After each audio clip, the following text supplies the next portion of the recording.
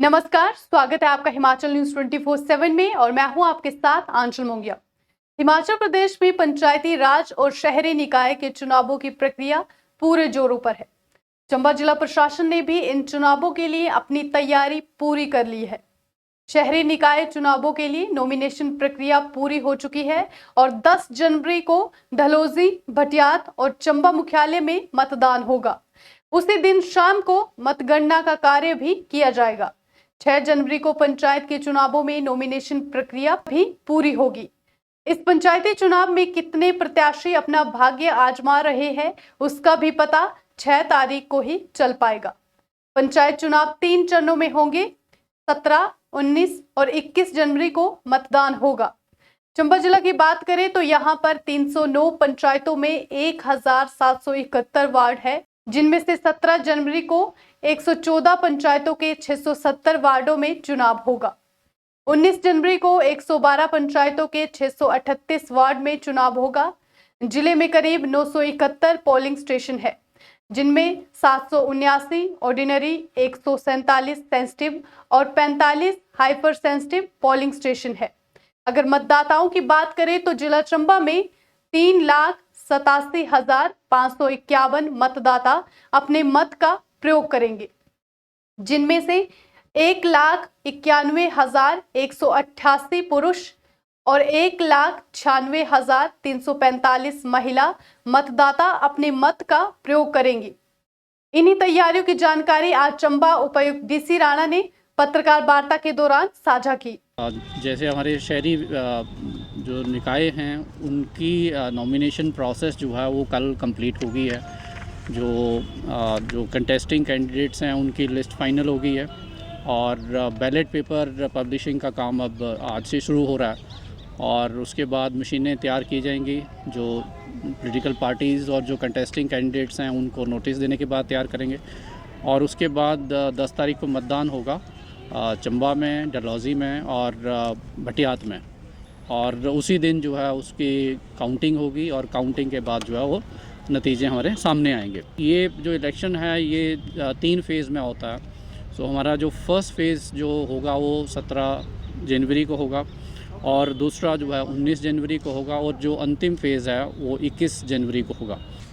हमने अपने जो रिटर्निंग ऑफिसर्स हैं और जो पुलिस विभाग है उसके साथ जो हमारे पोलिंग स्टेशंस हैं उसका थोड़ा सा एनालिसिस भी किया है। हमारे टोटल 971 टोटल पोलिंग स्टेशंस होंगे। एक पोलिंग स्टेशन में एक से ज़्यादा वार्ड भी शामिल होगा हमारा, तो उसमें हमारे 779 पोलिंग स्टेशन जो हैं ये ऑर्डिनरी हैं और 147 पोलिंग स्टेशन हमारे सेंसिटिव हैं और 45 जो है हाइपर सेंसिटिव हैं। और सेंसिटिव हाइपर सेंसिटिव जो है पास हिस्ट्री को देखते हुए या हमें लगता है कि वहाँ किसी तरह की कोई लॉ एंड ऑर्डर इशू हो सकता है या हमें एक्स्ट्रा एहतियात बरतने की ज़रूरत है, उसके हिसाब से बनाए गए हैं। तो हमने ऐसे पोलिंग स्टेशन को भी मैप कर रखा है जहाँ पे बर्फ़ पड़ सकती है और बर्फ़ से निपटने के लिए हमें तैयारी करनी पड़ेगी। तो ऐसे 323 हमारे टोटल जो हैं वो पोलिंग स्टेशंस हैं जहाँ पे जो बर्फ़बारी से प्रभावित हो सकते हैं। सो हमारे ऐसे 121 पोलिंग स्टेशंस हैं पूरे ज़िला में जहाँ पे कनेक्टिविटी का इशू है और वहाँ पे पुलिस के जो वीसेट के माध्यम से जो है कनेक्टिविटी देने का प्रबंध किया जाएगा। हमने एक हर जो ब्लॉक है उसमें जो हाईएस्ट पोलिंग बूथ कौन से हमारे हैं वो भी हमने निकाल के एक एक्सरसाइज की थी। तो हमारा पांगी में सेचू जो है वो सबसे हाईएस्ट पोलिंग बूथ है जिसकी हाइट जो है 4500 मीटर के करीब है। और अगर हम पांगी क्षेत्र को हटा के अगर बाकी ब्लॉक्स को देखें तो टिस्सा में टेपा पंचायत है एक, तो टेपा पंचायत में जो प्राइमरी स्कूल टेपा है वहाँ पे 3667 मीटर हाइट पे एक हमारा पोलिंग स्टेशन होगा। ओल्ड एज वोटर्स के भी हमने कुछ नाम निकाल के रखे हैं, तो हम आपको जो लिस्ट देंगे उसमें अलग अलग जो हमारे ओल्ड एज वोटर्स हैं ब्लॉक वाइज वो भी निकाल रखे हैं। रिजर्वेशन का एक चार्ट है वो आपके साथ हम शेयर कर लेंगे कि महिलाओं के लिए, पुरुषों के लिए, SC ST के लिए कितनी सीटें हमारी रिज़र्व हैं।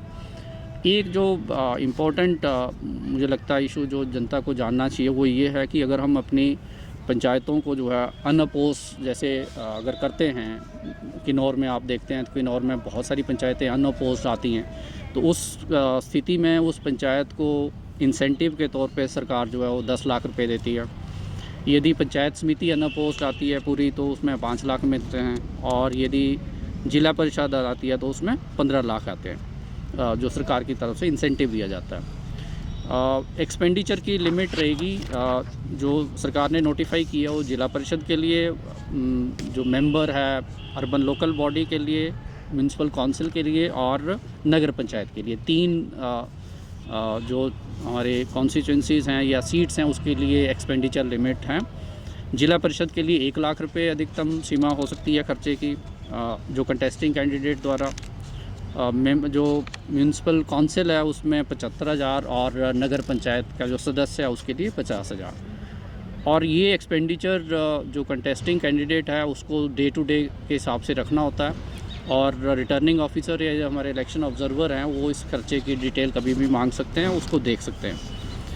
और जब इलेक्शन डिक्लेयर हो जाता है तो उसको खर्चे के जो डिटेल है वो 30 दिन के अंदर जो है वो रिटर्निंग ऑफिसर को कंटेस्टिंग कैंडिडेट ने सबमिट करनी होती है, ये अनिवार्य है। कोविड का समय है तो कोविड को डील करने के लिए सरकार ने बड़े विस्तृत निर्देश जारी किए हैं इलेक्शन कमीशन ने, और जितनी भी हमारी पोलिंग पार्टीज़ हैं उनको हर पोलिंग ऑफिशियल को एक पर्सनल जो है हैंड सैनिटाइज़र का कोई 100 ml की बोतल दी जाएगी। हर पोलिंग स्टेशन वाइज 1 लीटर की जो है वो बोतल रहेगी हैं। उसके बाद थर्मल स्कैनर हर जगह रहेंगे, हर पोलिंग पार्टी के साथ बिना थर्मल स्कैनिंग के किसी को वोट डालने नहीं दिया जाएगा। पोलिंग पार्टी जो है वो फेस शील्ड भी यूज़ करेगी। तो ये सारी चीज़ें हैं। इसके अलावा जो पॉजिटिव कैंडिडेट्स हैं या क्वारंटीन से अगर कोई कैंडिडेट कोई वोटर जो है अगर वो वोट डालना चाहता हो तो 4 बजे के बाद उसका वोट डालने का उसको अधिकार होगा। सीएमओ साहब जो है ऐसे जो कोविड पॉजिटिव लोग हैं या क्वारंटीन लोग हैं उनकी सूची जो है वो एसडीएम को प्रोवाइड करेंगे। एसडीएम जो है उस सूची को कंसर्न पोलिंग पार्टी के साथ जो है वो शेयर करेंगे, और पोलिंग पार्टी जो है उस कैंडिडेट को, उस वोटर को जो है कांटेक्ट करेगी। अगर वो वोट देने का इच्छुक है तो उसको भी फैसिलिटेट किया जाएगा। इस सारे प्रोसेस में काफ़ी ज़्यादा स्टाफ डिप्लॉयड होता है, और हमारे लगभग 60 सेक्टर ऑफिसर जो हैं अलग अलग ब्लॉक्स में काम करेंगे। 400 के करीब जो हमारे AROs हैं जो नॉमिनेशन ले रहे हैं पंचायतों में, और वहाँ पे वो काउंटिंग के लिए भी जिम्मेवार रहेंगे। 400 के करीब AROs उस पे होंगे। 894 के करीब हम प्रिजाइडिंग ऑफिसर्स हमने डिप्लॉय करेंगे इसमें, और लगभग 2487 के करीब हमारे पोलिंग ऑफिशियल्स रहेंगे। कंट्रोल रूम हमने ज़िला स्तर पे, जिसमें डीसी ऑफिस और डिस्ट्रिक्ट पंचायत ऑफिसर के अलावा सभी सब डिविज़न्स में और सभी ब्लॉक हेडक्वार्टर पे स्थापित किए हैं। उनके नंबर और सारी डिटेल्स जो हैं, नंबर वगैरह हम आपके साथ शेयर करेंगे। यहाँ पे कोई कोड ऑफ कंडक्ट से रिलेटेड कोई वायलेशन है या किसी तरह का कोई इशू है उसको भी रिपोर्ट कर सकते हैं, और हम सारी जो इलेक्शन प्रोसेस है उसको यहाँ से मॉनिटर करेंगे। अर्बन लोकल बॉडीज़ का अगर हम देखें तो हमारे 2 म्यूनसिपल काउंसिल्स हैं, चंबा और डलहौजी, और नगर पंचायत चुवाड़ी है। टोटल 27 वार्ड्स हैं, जिसमें 11 चंबा में हैं, 9 डलहौजी में हैं और 7 जो है वो चुवाड़ी में हैं। और इसमें 32 टोटल पोलिंग स्टेशंस रहेंगे। चंबा में एक वार्ड में एक से ज़्यादा पोलिंग स्टेशन है, लेकिन बाकी जगह डलहौजी और चुवाड़ी में एक वार्ड पे ऊपर एक पोलिंग स्टेशन है। 4 कैंडिडेट्स हैं जो हमारे शहरी निकाय हैं उनमें कंटेस्ट कर रहे हैं। चंबा में 45 हैं अगेंस्ट 11 वार्ड्स, डलहौजी में 9 वार्ड्स के अगेंस्ट 27 हैं, और चुवाड़ी में 7 वार्ड्स के अगेंस्ट टोटल 22 है।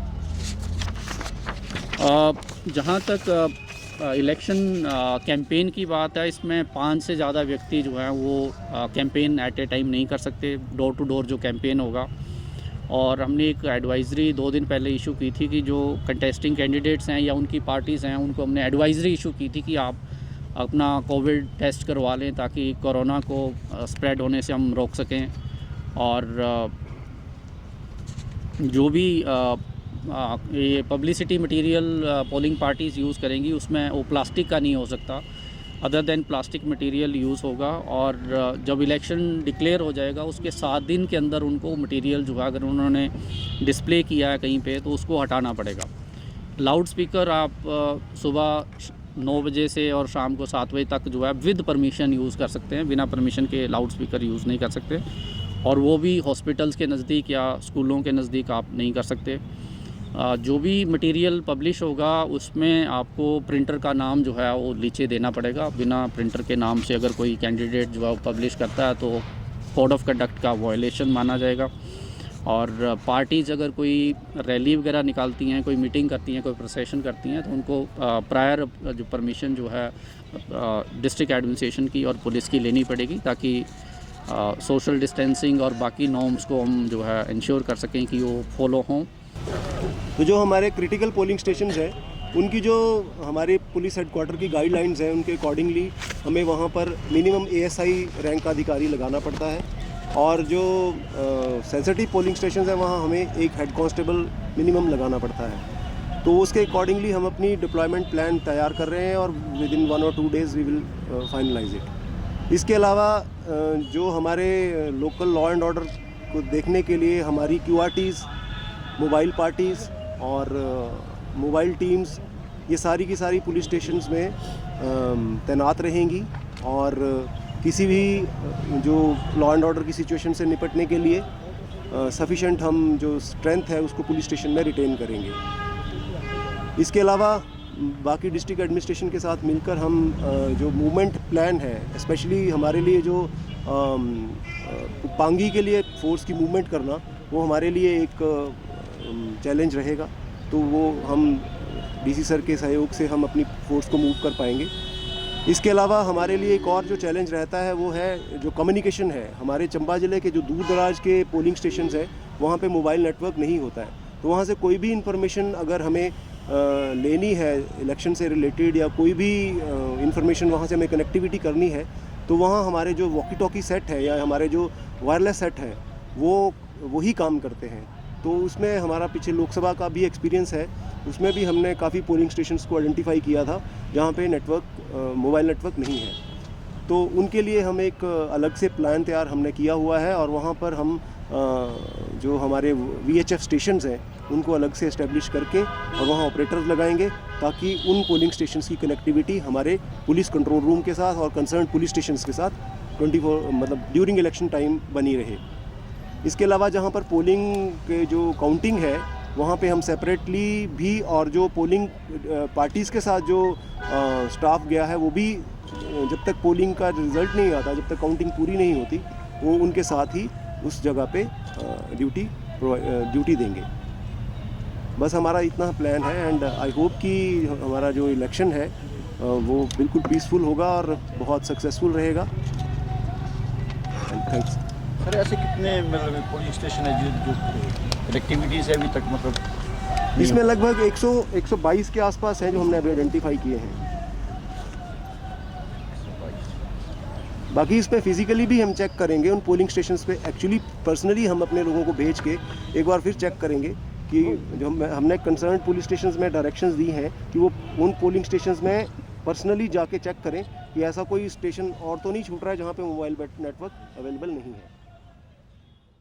हिमाचल न्यूज़ 24/7 के लिए चंबा से जितेंद्र मेहरा की रिपोर्ट।